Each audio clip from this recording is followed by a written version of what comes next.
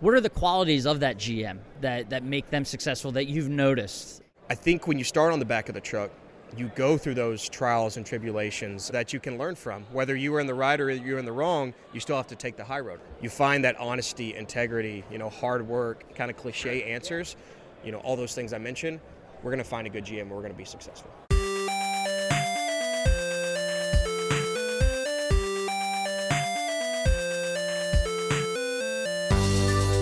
Welcome into the Independent Thinking Podcast. This is your host, Rob Stott.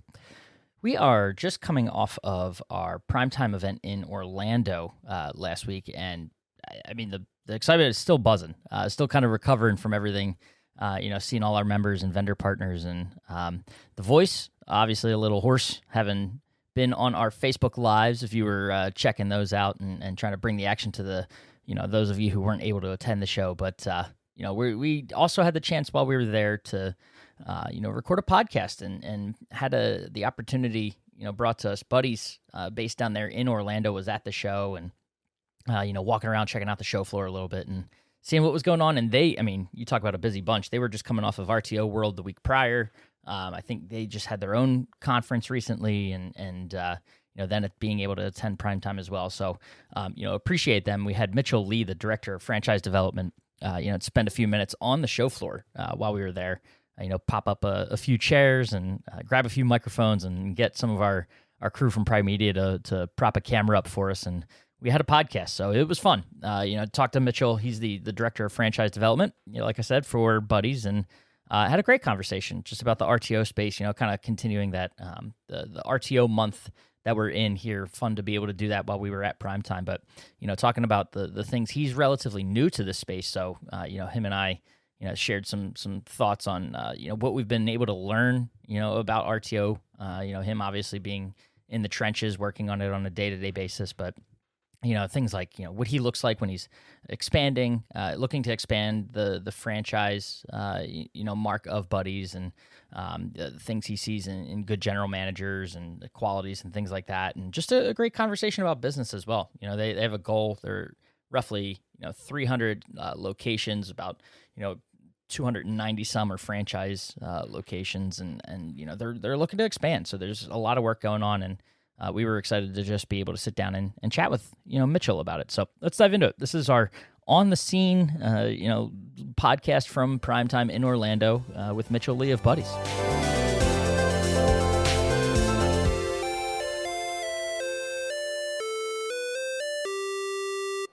All right, we are back on the Independent Thinking Podcast, and always, some of my favorite opportunities when we get out on location and get to do interviews like this with members. And what better way than doing it right from PrimeTime? You see the Media Sign TV booth right behind us. Nice little plug for the Media Sign guys. Go check out what they got. If you're here in Orlando, obviously you're going to be watching this or listening to this after the fact. But nice to be here right now with Mitchell Lee, the director of franchise development. There you go. For Buddies. Yep. So appreciate, first of all, you coming to PrimeTime and getting the experience. I know you've been all over the place. RTO World, you're going down back home, I'm sure, for a little bit. It's all over, man. Yeah, so it's been busy. I am a one-man band. So between discovery days, between meeting with prospects and franchisees in territories, conferences, trade shows, amongst many other things, it's been a grind this summer, but it's been a good one. So that's awesome to hear. Well, before we dive into the business, I want to tell us a little bit about yourself. Who is Mitchell Lee, and what's your background like, and what brought you to Buddies? Yeah, so really good question. First off, as West Texan as they come, I still live in West Texas. Love it there. Hope it's not a problem, Philadelphia boy. No, here. No, that's fine. That's Cowboys, fine. I don't know. That's I fine. don't know. Both of us have had our disappointments in recent years. Amen. But no, just from born and bred West Texan. Went to Texas Tech. Out in Lubbock, went to Dallas afterwards, and my background was, I got a business management degree, and I went to what I knew, and that was relationships and sales.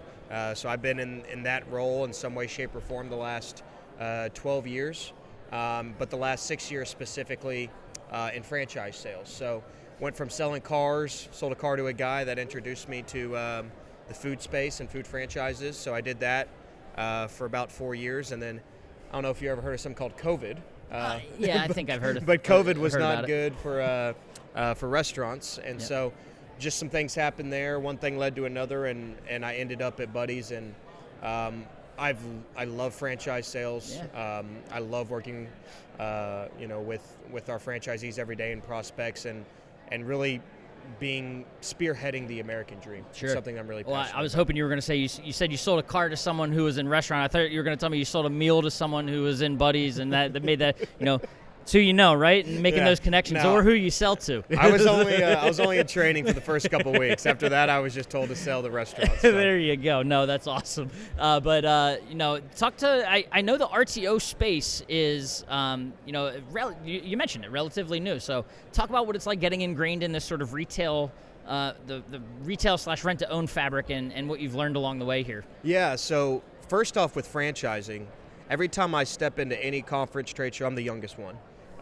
It's a kind of an older industry, and I feel like that is, the same for the rent-to-own space. It was founded in the 50s and 60s, and you see, dads at that time passing off to their kids now, and it is an older space. So I take it as, look, I'm new. I just, at our Buddies conference a couple weeks ago, I stood up and said, guys, I've done this for a year and a half in terms of rent to own. So I'm still learning every single day. But at the end of the day, what I think the biggest thing that I've learned in my short time, whether it's Nationwide, RTO World, our own Buddies conference, Trib, Meeting of the Mind, all of these conferences, it's about the relationship. Absolutely. From us talking here today to my franchisees to their general managers making a single transaction in the store. So the relationships are easily the most important part of the RTO business. I feel like that last point about relationships could be the answer to this next question, but what do you enjoy most about this space and kind of what you've been able to learn and glean from it over the past year?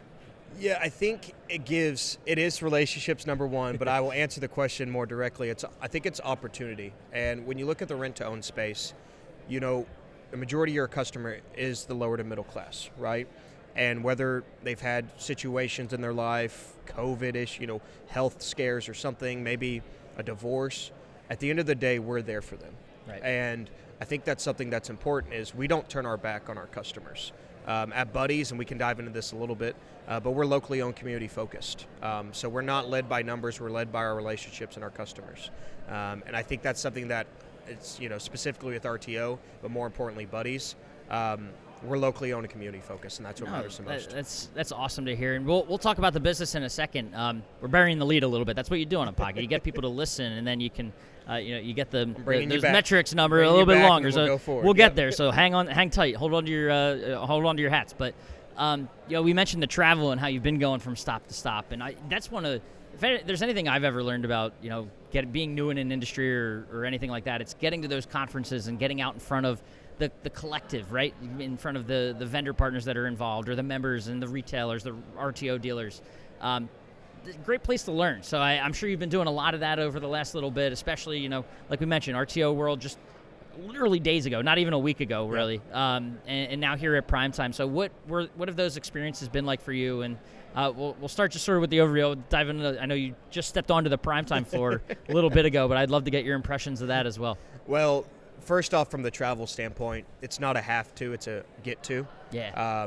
When you love what you do, no matter if you're 29 or 59, I love coming out here and talking to some of my own vendors here. Such that a great I see, mindset, man. And some people from the RTO space specifically. So, yep. When I walked in, I was blown away by the size, the vendors, the products here. So just from somebody that's been here for a day, really, really good show. And I've sat around, kind of talked to some of the vendors too. It sounds like they've had some good shows as well too. So just initial feedback up front. I think Nationwide did a great job with this event. And I think that's something that when you go to really any event whether it's home furnishings or rent to own, it's always a really good showing, because this is such an important part of the industry of making sure, whether it's mom and pop or franchise businesses, that they can acquire and purchase products at a good price at the end of the day to help their local communities. No, that's awesome, and we appreciate the kind words. So Absolutely. not the 20 will be in the mail. Don't worry. But talk about so much of being at a show is the experience, right? And that I think translates not just to the conference experience, but the in-store experience and everything that goes into making a customer feel welcome and trusting the business and wanting to do business with you. So what is it?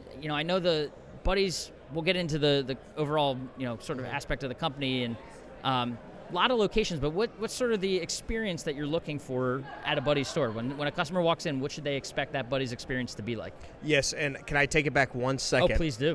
So talking about these trade shows, and we talked about the relationships here, and you really, when you go to these, you don't remember buying 100 couches, right? Right. No, you remember going to get the dinners afterwards with, franchisees and vendors and friends and the after parties and all those other things. And so I think when 6 months down the road, if you're in a bind, that person on the other end is going to pick up because you built that relationship, right? So these trade shows are important, obviously, for product and other things.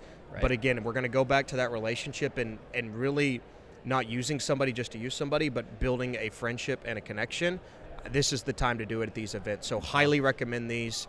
Just another plug there. But I appreciate you doing that. Let's take a step forward now. Point. Yeah, absolutely. So that Buddy's in-store experience, what is it that you're trying to accomplish, for the customer that walks in? What do you want them to experience? Yeah, so, the RTO space has really changed the last 10 years, right? And I think that might be leaders like Amazon pushing the technological side. People will buy things online now. Like 10 years ago, 15 years ago in the rent-to-own space, you'd have 100 people in the store on a Saturday, right?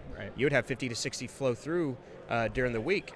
Now, sometimes you might not even have 3 to 5 people show up in your store in a day, but you'll get 3 to 5 transactions. Well, how is that? It's because I think the normalcy of buying products online now has really changed the way we think. We don't have to touch feel anymore, right? And so we have to keep up to date with that. I think we at Buddy's are very good at evolving, and we've really evolved our marketing platform. So now we're 95% digital with all of our marketing efforts, SEO, social, all of those things. And here's a fun stat. Don't know if I should share this with you or not, but I'm going to. It's 72 to 75, don't quote me, but it's more than 70% of our products that we push on our digital efforts are rented out or purchased within 15 days of being on our showroom floor. Wow. So it goes to show that is the way we're moving, and so we try to ever evolve. We try to stay in front of our franchisees. And to the second part of that question, so we're franchisee-led. We're one of the only in the industry. So we have 330 plus locations now, 290 plus franchise led. So our franchisees own those. But we still have 37 corporate stores in Florida, which I think is important. We're one of the largest operators still. This is where you train in our stores. Any R&D, anything we're pushing to our franchisees that have value, we're doing in these stores.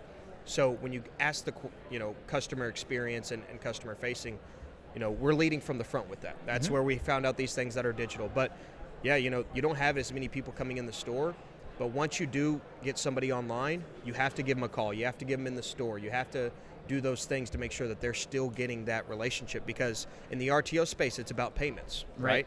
Monthly, bi-monthly, and weekly payments. Are you more inclined to make a monthly payment if there wasn't a relationship in place? Probably not. Yeah.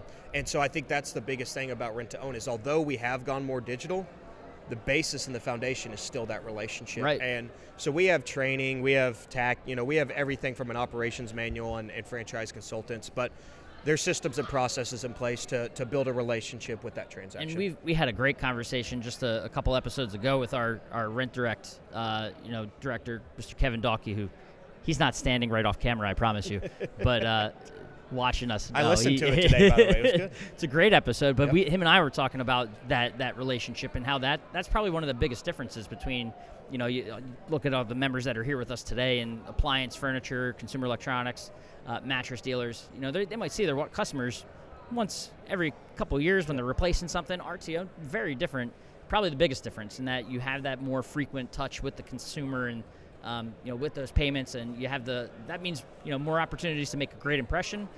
Things can go the other way as well. So it puts a lot of pressure on having a great in-store experience and building that trust with the customer. So definitely something that I think I've learned, just recently about how different it can be from RTO to traditional retail. Yeah. So, and I've only got 1.5 years in this. He's done it for 30, so you definitely need to listen to him on that one. You didn't just age him on this podcast, did you? No. Hey, he said in the podcast he's been doing it for 30 years, not me.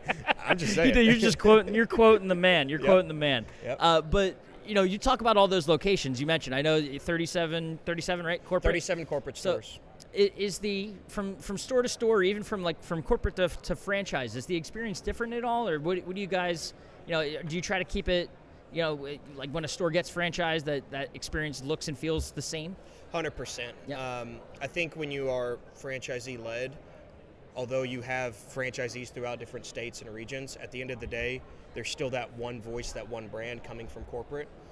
So 100% yes. And I think that's something that's important. We offer 100 hours of training, basically 2 weeks of training, and we have our franchise consultants out there before the stores open. So we are making sure that messaging and that brand is set from the beginning, even before the store opens. So to answer your question simply, yes. And I think that's why, somebody lives in Florida, where our corporate stores are basically throughout Central Florida, between Tampa and Orlando, and about 100 miles north and south. But everywhere else is franchisees. So we have 7 franchise consultants that oversee about 290 locations. Yeah. Coast to coast, right? Yeah. So we're basically, if you go from Arizona, New Mexico, Texas, over to Florida, that's where we're at. If you go up to the Carolinas and Virginia, that's where we're at. Yep. Some stores in Kentucky. Okay. But we're not in Indiana, Ohio, the Northeast, the Midwest, Gotcha. some of those states, and going out to the greater West. We do have 20 stores in Washington. Okay. But here's what I love is if you go into a store in Washington, if you go into a store in Florida, Right. you're going to get the same experience. Which important. And You that's what mentioned you the want. yeah, exactly. So whether no matter where they are, to know that when they see a Buddy's, they know what to expect. And Yep. You mentioned that expansion, which is awesome. Is there anything? And I know a year plus into the role. Anything specifically you're looking at when you look to potentially franchise a location? Yeah, so I get this question 80 times a day. I do a lot of cold calling. But I think the most important thing is finding the right franchisee, because people ask me, where do I want to go?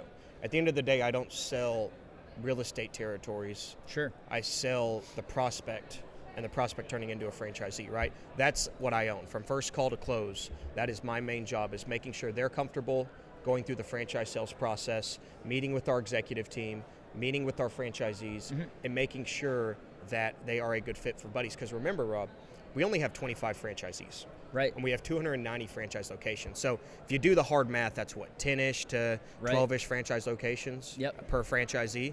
We're 90% multi-unit franchise. So we're in a very exclusive group. So when I'm saying you're joining the Buddy's family, you truly are joining the Buddy's family. So, but yeah, just it comes down to that individual. What is their liquidity? What's their net worth? What's their background? What's their experience? We take all that in. We interview them just like they interview us, because they're making a big commitment to us, right? They're making around $500,000 or more investment into our brand. So we take that very seriously. And yeah, it's something that it comes down to really the prospect rather than the territory. But to answer the question on the territory, we have stores that are in 10 to 20,000 population, and we have stores that are in 50 to 100,000. At the end of the day, it's about the general manager. So we talked about that relationship piece. The most important piece is that general manager. That general manager in your store is going to lead your staff, is going to check in with your customers. The heartbeat of the operation. The heartbeat of the operation, 100%. Because this model is a little different. We only need 5,000 square feet, and we only need 5 full-time employees. Yep. So that's important for franchise people, because if you go into food, you need 20 to 30 employees and 12,000 square foot, right? So we have an advantage there. But it comes down to that GM. And we can train that GM, or they can have RTO experience. But if you ask me the most important aspects, it's that prospect and it's that GM. What is that leadership and investment going to look like? Question kind of following up on that I think, franchisee or not, someone in the RTO space might be able to hear and learn from. What are the qualities of that GM that make them successful that you've noticed, as you look to expand, that, someone maybe, they might not be, like I said, might not be a franchisee, but find those qualities in themselves or things that they can focus on to be a better sort of manager of an RTO business in their own market? Yeah, so you haven't had the chance to meet really any of our executive team, but some people know Michael Bennett, some people know Mike Zagar, Roy Griffall, Nina Shively. If you look at our executive team, they've been in this space for 24 years on average. Our executive team would have that, but I only have 1.5 years, so I'd bring that down. So minus me. The outlier. Yeah, it's 24 years. But, they started on backs of trucks, right? They worked their way to where they are, and I'm just blessed to be around them because I have a really, really good executive team. But I think when you start on the back of the truck, you go through those trials and tribulations of some of those experiences that you remember that you can learn from. Whether you were in the right or you're in the wrong, you still have to take the high road, right? And in those moments of years of experience and kind of climbing the corporate ladder or what you will, you find that honesty, integrity, hard work, really kind of easy answers, kind of cliche answers. But really, if you want a good GM, it's just like how we talked about that relationship. If I could sit down and have a 20 or 30-minute conversation with you, and I know your background, your experience, and you're hardworking, and all those things I mentioned, we're going to find a good GM. We're going to be successful. No, that's awesome. And I appreciate that, and I think our listeners would appreciate that as well. Something they can sort of look at and just think about it. You say it could cliche of sorts, but to hear it hammered home and reiterated, I think just shows how important that is. So no, I do appreciate that. Close it out here. What excites you? It could be buddies, it could be sort of the RTO space in general, and sort of trends that you're seeing happen. What are you excited about, or what things are going well and offering success to you guys that you'd hit on or tell people about today? Yeah, so for me it's a two-part. First, I'll talk about the industry. We're a growing industry. We've grown through the 2008 recession. Recently with COVID, we've grown our sales. The industry's grown. Our stores have grown. So from the industry standpoint, we're not slowing down, and we're not going anywhere, right? We're in a very niche market. It's hard for Amazon to duplicate. We actually, I don't know if you know this, but ever since we were founded in 1961, we have offered 24-hour delivery. We've offered service and support, right? So we were doing things that Amazon was doing, we were doing things before Amazon. So the industry's not going anywhere. The lower to middle class will need products, and they'll need it in a way of weekly, bi-monthly, and monthly payments. So I'm very confident in the growth in the industry and how we're able to take care of our customers. Now, from a buddy standpoint, man, that gets me fired up because we have to be at 1,000 stores, or we have made a commitment to be at 1,000 stores in 10 years. So, yeah. So a lot. You got work. You got some work ahead of you, man. Michael, I know I got a lot of work to do. I know. But that excites me because if you've seen, our competitors, they've built very good business models, but they've been around for a long time. And if you kind of see just the numbers speak for themselves. We are growing, and I think we are really going to make a name for ourselves in both unit count as well as just purchasing power and all those things. So I have a really, really good team at Buddies. They make my job really easy. I have great franchisees. I can call I know all 25, they're in my phone. Yeah. I can call them up if I need a quote-unquote validation call, or if I'm in a local trade area and I want to meet with a prospect. I know they're there for me. But I also have a great backing at the franchise group. And the franchise group is a bigger portfolio that owns us, American Freight, Pet Supplies Plus, Vitamin Shop, Badcock Furniture, and Sylvan Learning. Yeah. And they want to grow as well too. So it's not just Buddies, it's the idea of franchise. It's the franchise group, right? Sure. Yeah. Their job is to own franchises. So I'm very excited for where we're going. We've had a lot of leads coming in, a lot of internal growth as well too. So only positive things on Buddies, and that's what gets me excited. No, that's awesome. Well, I've taken up a few minutes of your time. Sounds like I maybe shouldn't have, because you got a lot of work to do to get to that number. That's exciting stuff, and we look forward to seeing it grow and you guys continue to succeed. So appreciate you, coming to PrimeTime and walking around and taking in the sights and sounds of this show, and B, sitting down for a podcast with us while you're here. So Mitchell, I appreciate it. It's great connecting with you. Great seeing you. And, we appreciate it. Yeah, absolutely. I really enjoyed it. Really enjoyed the show today. Y'all did a great show. And in true franchise salesperson, I'm actually going to go to the airport and start making some cold calls. There you go. That's awesome, man. Have at it.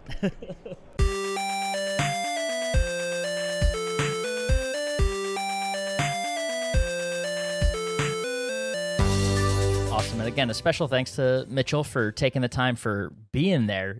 Someone flew in for just a few hours, it felt like, to be able to record that podcast, but also obviously to experience PrimeTime and everything that was about. And, their home office is not too far from there, so to be able to go visit, I'm sure, and see the team and everything going on there. But we appreciate it. Appreciate the Prime Media team, helping set that up and get it pulled together at a moment's notice, no less, like they do. They're the best at that. So thanks to them.